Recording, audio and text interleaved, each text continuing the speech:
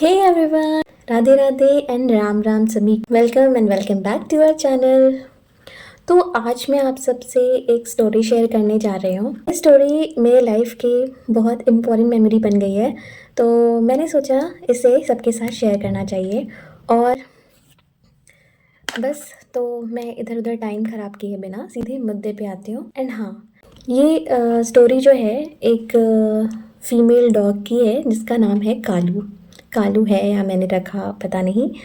तो इस स्टोरी को मैंने टाइटल दिया है फ्रॉम फियर टू फ्रेंडशिप। तो आई रिक्वेस्ट एवरीवन दैट इस स्टोरी को प्लीज़ प्लीज़ प्लीज़ बहुत ध्यान से सुनना प्लीज़। इस स्टोरी को एक्चुअली मैं बहुत प्राउड फील करती हूँ, और जितने भी लोग मेरे जानने वाले होंगे ना वो डेफिनेटली प्राउड फील करेंगे। तो एक्चुअली ये बात है 1.5-2 साल पहले की, जब मेरी एक फ्रेंड है जो ना डॉग्स को बहुत प्यार करती है। I mean pure dog lover है। एंड ये 1.5-2 साल पहले की कहानी है, बहुत ध्यान से सुनना। वो क्या करती थी ना कि वो डॉग को दिन में 2 बार कम से कम खिलाती थी, लाइक दूध पिला दिया, बिस्किट्स खिला दिए। मैं जब भी वो खिलाती थी मैं उसके साथ ही रहती थी। वो जब भी खेलते थे ना तो मैं देखती थी, क्योंकि मैं डरती बहुत थी। आई मीन मुझे डॉग से बहुत ज़्यादा डर लगता है, बहुत ज़्यादा मतलब बहुत ही ज़्यादा। आप लोगों को लाइट तो अच्छी आ रही है ना? मैं लाइट ऑन करूँ क्या? एक्चुअली मुझे थोड़ा सा एस्थेटिक सा सेटअप बनाया तो मुझे अच्छा लग रहा था, but I think light on कर देनी चाहिए। सो वेट, अब ठीक है। हाँ, तो क्या हुआ ना कि वो अक्सर मतलब डॉग्स को खिलाती थी और मैं उन लोगों को देखती थी। बट मैं बहुत ज़्यादा डॉग से डरती हूँ। अब ये मुझे नहीं पता, मे बी शायद इसलिए क्योंकि मेरा बचपन, मेरा टीनेज, मेरा यूथ जो डॉग्स के बिना गुजरा है। मैं जहाँ मैं रहती थी ना वहाँ पे डॉग्स नहीं होते थे, तो मेरा कभी सामना नहीं हुआ डॉग से। दूसरा ये कि बचपन में मैं अपनी कज़न के साथ कहीं से आ रही थी, उसके हाथ में हाथ डाल के, बहुत छोटी थी, तो ना 3 काले कुत्ते हमारे पीछे पड़ गए और हम दोनों भागे। वो भाग के घर पहुंच गई, जल्दी से अंदर घुस गई और मुझसे कही भाग मत भाग मत। और मैं फर्स्ट टाइम था मेरा, तो मैं बहुत ज़्यादा डरी और गिर गई। उन कुत्तों ने मुझे नोचा या काटा पता नहीं। तो ऑब्वियसली काटा तो नहीं होगा क्योंकि इतने एज तक मैं ठीक ठाक हूँ। तो मेरी मम्मी ने मुझे वहाँ पे क्रीम दवाई कुछ लगा दिया था। और दूसरा क्या कि जब मैं थोड़ी बड़ी हुई तो मैंने एक स्टोरी सुनी थी जहाँ पे एक बच्चे को रेबीज़ हो गया था, उसको कुत्ते ने काटा था। एंड वो बहुत इन्फ्लुएंशियल लोगों का बेटा था, एम्स में उसका इलाज भी हुआ, बट उसे क्योर नहीं कर पाए। और आपको पता है क्या, उसकी जो डेड बॉडी थी ना, उससे भी बोला था कि कम से कम 100 स्टेप्स दूर रहने के लिए, वो इतना डेंजरस था। तो ये 2 स्टोरीज़ ना मेरी लाइफ में बहुत ज़्यादा इम्पैक्ट किया था कुत्तों को लेके, कि मैं इनसे मतलब डरती थी। तो मेरी फ्रेंड का क्या हुआ कि वो काफ़ी जो टाइम के लिए ना घर रहने लगी, लाइक 1 मंथ और 2, वो आई ही नहीं। और कालू ना, जब वो प्यार करती थी, कालू के साथ खेलती थी ना, तो मैं वहीं रहती थी। बट कालू कभी मुझे भाव नहीं देता था, लाइक मुझे भी ज़रूरत नहीं थी उसके भाव की, और ना मैं उसको देती थी। तो क्या हुआ कि कालू को पता नहीं अचानक क्या हुआ, उसने देखा कि इसकी जो फ्रेंड उसे खिलाती पिलाती वो नहीं है, तो उसने सोचा कि अरे क्या हो रहा है ये। उसने सोचा कि इस मतलब उसको कुछ लगा मुझसे, एक उम्मीद लगी या क्या लगा, वो मेरे पीछे आया। अब मैं कहीं जा रही थी, वो उसने अपना जो सिर है ना वो मेरे पैरों में लगाया। मुझे इतनी गुदगुदी हुई, मुझे मतलब एक अलग सा ही फ़ील आया। और मतलब ना वो मेरे मुँह से पैनिक करने पे एक लैंग्वेज निकलती है जो कि मुझे क्या किसी को समझ नहीं आती। मुझे नहीं आती तो किसी और को कैसे समझ में आएगी। अब वो मुझे ना ऐसा हर दिन होने लगा कि मैं कभी भी उस रास्ते से गुजरती थी, ऑब्वियसली वो रास्ता वो मेरी गली का ही था, तो भाई वो मेरे पीछे भाग के आता था। और वो मेरे पीछे इतनी तेज़ी से भाग के आता था कि मैं तो डर जाती थी। वो तो ऐसा करते-करते 3-4 महीने बीते, जब वो मैं बहुत मुझे अब लिटरली लगा कि मेरे पीछे ही पड़ गया है। तो फिर मैंने अपने आने-जाने का रास्ता चेंज किया। फिर उसने देख लिया कि मैं रहती कहाँ पर हूँ, तो फिर वो क्या नाम है कि उस मेरे घर के सामने बैठने लग गया। जस्ट मेरे घर के गेट के सामने एक गेट है, मतलब एक घर है, उस पे बैठने लगा। अब क्या होता है यहाँ पर कि मैं निकल रही हूँ तो वो सामने से एक्टिव होके खड़ा हो गया।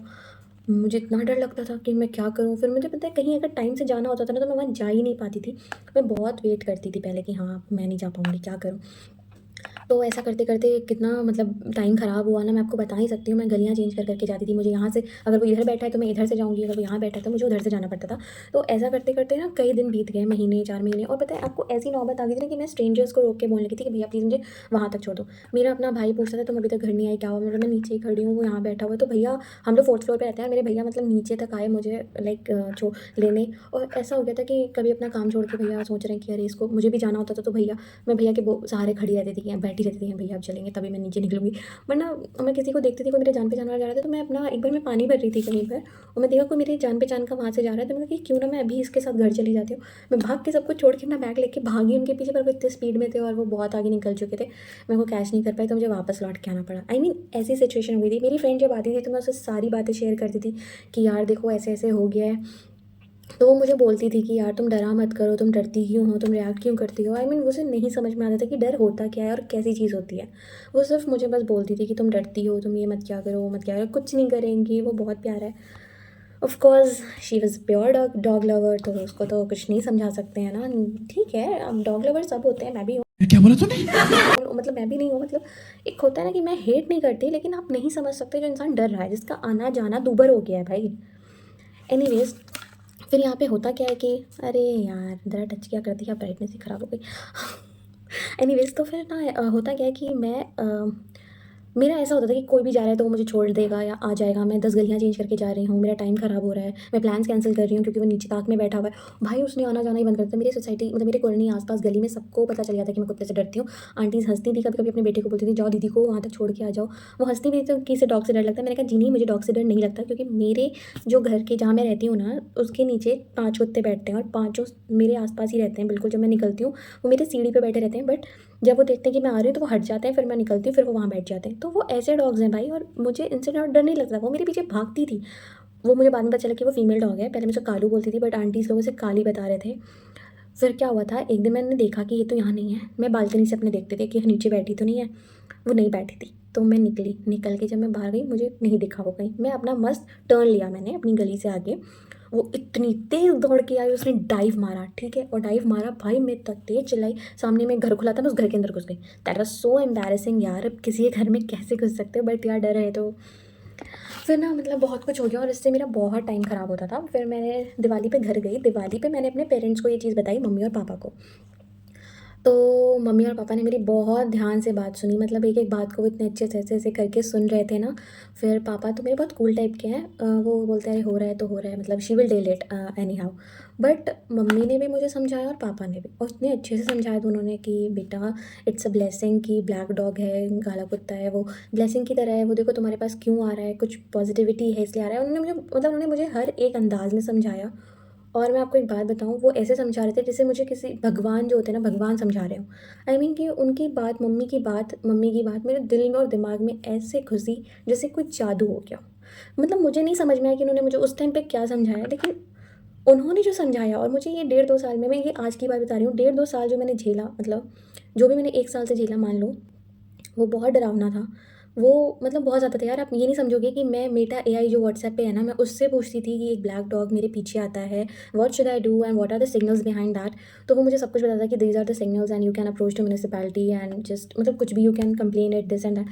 बट यार मैं इतना डर गई थी ना, मतलब कि सोचो डर का लेवल ये था कि मुझे रात के सपने में वो आता था, काला कुत्ता, वही कालू। और मैं इतना डरी हुई थी। सोचो कि मुझे हर वक़्त उसका ध्यान आता था। मैं टाइम वेस्ट होता था यार, मुझे कहीं जाना है इस टाइम पे, मैं पहुँच रही हूँ 10 मिनट लेट, 15 मिनट लेट, क्योंकि मैं गलियाँ चेंज करके जा रही हूँ। तो यार मुझे कहता था, मुझे बस ये कहा जाता था कि डरो मत, कुछ नहीं करेगा। कभी कोई स्ट्रेंजर से हेल्प ले ली तो हेल्प करने के बजाय 4 ज्ञान और दे के चला गया, अरे कुछ खिला दो आप, ये वो। कुछ ऐसे होते थे, कुछ तो बहुत पोलाइटली मुझे छोड़ के आते थे। और कभी-कभी ऐसा होता था कि जिन 1-2 को मैंने बोला भी था कि मुझे आप प्लीज़ रो छोड़ दिया करो रूम तक, तो वो लोग भी, इन्होंने अपना जब जगह चेंज कर ली, चले गए कहीं, तो फिर मैं अकेली पड़ गई और मुझे अकेले ही जाना पड़ता था। कुछ लोगों को मैंने फ़ोन करके बुलाया है, वो लोग बहुत कोऑपरेटिव और बहुत अच्छे थे, थैंक्स टू देम। और फिर उन्होंने भी कोई जॉब वॉब अलग कर ली, तो वो लोग भी अब अवेलेबल नहीं थे। एट लास्ट मैं अकेले रह जाती थी, और मेरी फ्रेंड तो उसका घर बहुत फ्रिक्वेंट हो गया था आना-जाना, तो वो उसका आना मुश्किल ही हो गया था। जब वो आती थी तो उसके भी फ्रेंड्स उसको बोलते थे कि भाई अब तुम नहीं खिलाओ इसको, क्योंकि तुम अगर खिलाओगी तो फिर ये डर, इसके पीछे भी वो आता है तुम्हारे एब्सेंट में, तो सही नहीं है। ऐसा करते-करते काफ़ी टाइम बीत गया। जब मैंने अपने मम्मी-पापा से शेयर किया, उन्होंने मुझे बहुत अच्छे से उनका समझाना और बाकियों का समझाने में आसमान-ज़मीन का फ़र्क था, मुझे नहीं पता। फिर नेक्स्ट डे मेरी ट्रेन थी, मैं यहाँ आई, और यहाँ आने के बाद मैं मॉर्निंग वॉक से आ रही थी। मैं अपनी उसी फ्रेंड के साथ, वो भी आ गई थी एक्चुअली दिवाली की हॉलीडेज़ के बाद, तो मैं और वो बातें कर रहे थे। तो मेरी फ्रेंड को एज़ सबको ही पता है कि मैं बहुत ज़्यादा डरती हूँ, तो उसने मुझसे कहा कि स्टे काम, डरना मत, पीछे मुड़ के मत देखना, बिल्कुल जैसे खड़ी हो वैसे ही रहना। मैंने सोचा ये किसके बारे में बोल रही है? लेट मी लुक, और मैंने ऐसे टर्न होके देखा तो इट वॉज कालू देयर। और कालू, एक्चुअली एक बात और है कि वो कालू मेरी वजह से पिट चुका था, क्योंकि वो बहुत लोगों को काटा भी था उसने बीच में, और उसकी कुटाई हो गई थी। ये ऑटोमेटिकली जो ये ब्राइट और वो होता है ना, इसकी से मुझे गुस्सा आता है। अब मैंने मुड़ के देखा, मैंने देखा कालू है, मुझे अपनी मम्मी की सारी बातें याद आई, पापा की, और फिर अब आप देखो कि होता क्या है। सो द स्टोरी का जो भी उन्हें टाइटल रखा है, फ्रॉम फियर टू फ्रेंडशिप। अब इसके अब देखो क्या होता है। हाँ खा ले बाबू, अब तो मुझे प्यार कर रही हो ना, अभी क्यों नहीं खा रहा? छोड़ के दो, वहाँ पे दो, आजा खा ले, अब तो मैं तुझे प्यार कर रही हूँ। मुझसे नाराज है? इतने दिन से मैं तुझसे बात नहीं की, इसलिए नाराज है? ये खा ले बाबू, खा ले। अब मैं तुझसे प्यार करूँगी, मुझे मेरी मम्मी ने बोला है ना, इसीलिए वो तुझसे प्यार कर रही थी। क्यों है? अब मैं तुझे प्यार कर रही हूँ 2 साल के बाद। तुम खा, आजा खा ले कालू, कितना क्यूट है ना।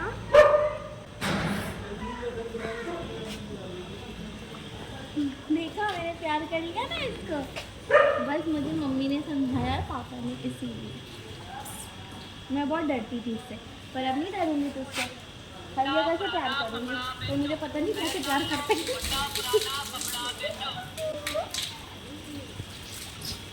क्या हुआ? रो क्यों रहे हो?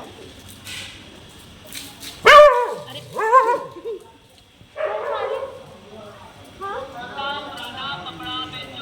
ए खा ना यार, मैंने पहली बार दिया है तो खा ले। और खा लिया क्या? मैं जा रही हूँ। बाय। अब वो गया खाने, मेरी बात भी सुन रहा है, तुम भी चलो हम चलते हैं ना, वरना उसको लगेगा कि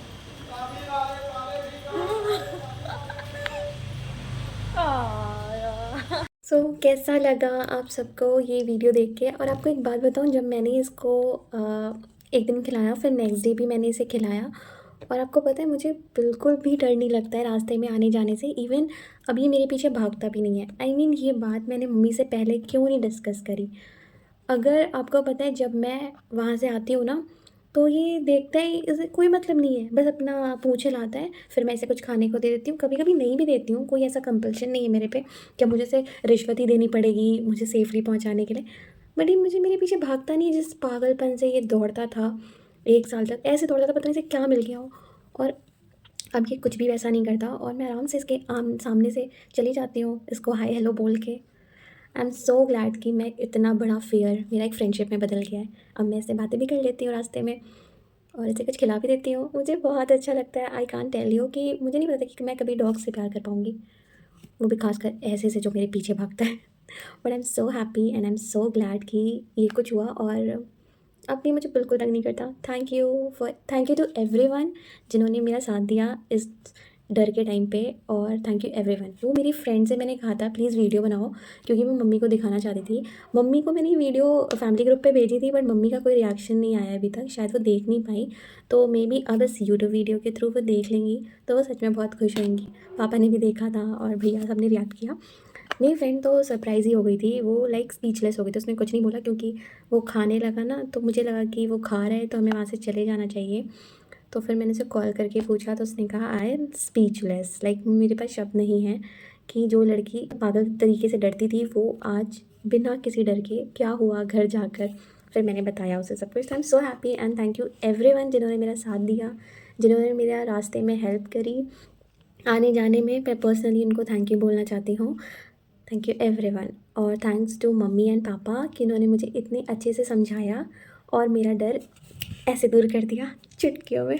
thank you and thanks for watching, और प्लीज़ अपना कमेंट्स में रिव्यू ज़रूर करना आपको मेरी ये स्टोरी कैसी लगी, और प्लीज़ अपनी भी कोई स्टोरी हो तो शेयर करना। And thank you so much. Please इस वीडियो को लाइक करना, चैनल को सब्सक्राइब ज़रूर करिए अगर आपने नहीं किया है तो, और प्लीज़ कमेंट ज़रूर करके अपने पॉइंट अपना ओपिनियन रखना, क्योंकि मैं मेरे लिए बहुत इंपॉर्टेंट स्टोरी है। Thank you so much.